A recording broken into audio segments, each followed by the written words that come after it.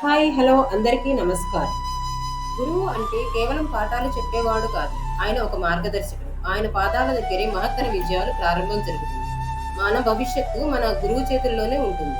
తల్లిదండ్రుల తర్వాత జీవితాంతం మనం గుర్తుంచుకునే వ్యక్తి ఎవరో తెలుసా? అదే మన గురువు. చిన్నప్పుడు మన చేతిని పట్టుకుని మొదటి అక్షరాన్ని నేర్పిన ఆ క్షణం జీవితాంతం మన మనసులో నిలిచిపోతుంది. డాక్టర్ సర్వేపల్లి రాధాకృష్ణన్ గారు అన్నమాట గుర్తుంచుకోండి. విద్య లక్ష్యం సంపాదన కాదు, వివేకం మరియు విమర్శన శక్తిని పెంపొందించడం. ఇదే నిజమైన విద్య. ఇదే మన సంస్కృతి. ఈ రోజు మన ఆంధ్రప్రదేశ్ రాష్ట్రం నలుమూలల నుంచి ఎంపికైన 175 మంది ఉత్తమ ఉపాధ్యాయులకు మన హృదయపూర్వక వందనం.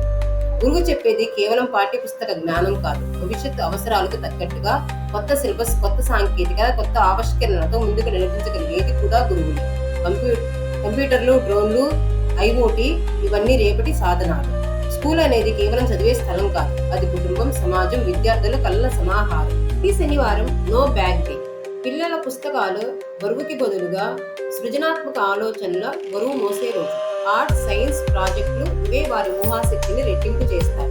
వన్ ఫ్యామిలీ, వన్ ఎంటర్ప్రీనర్ నైపుణ్యాన్ని ఆధారంగా చేసుకుని చదువుకున్న వారు ఉద్యోగాల కోసం కాకుండా కొత్త అవకాశాలను సృష్టించాలి. 2047 నాటికి భారత్ ప్రపంచంలో నంబర్ 1 దేశంగా అవుతుంది.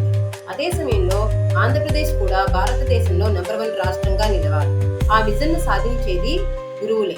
అందుకే ఈ ఉపాధ్యాయ దినోత్సవం సందర్భంగా ప్రతి గురువుకు మన గౌరవ వందనం. వీడియో మీకు నచ్చినట్లయితే లైక్, షేర్ అండ్ సబ్స్క్రైబ్ చేయండి.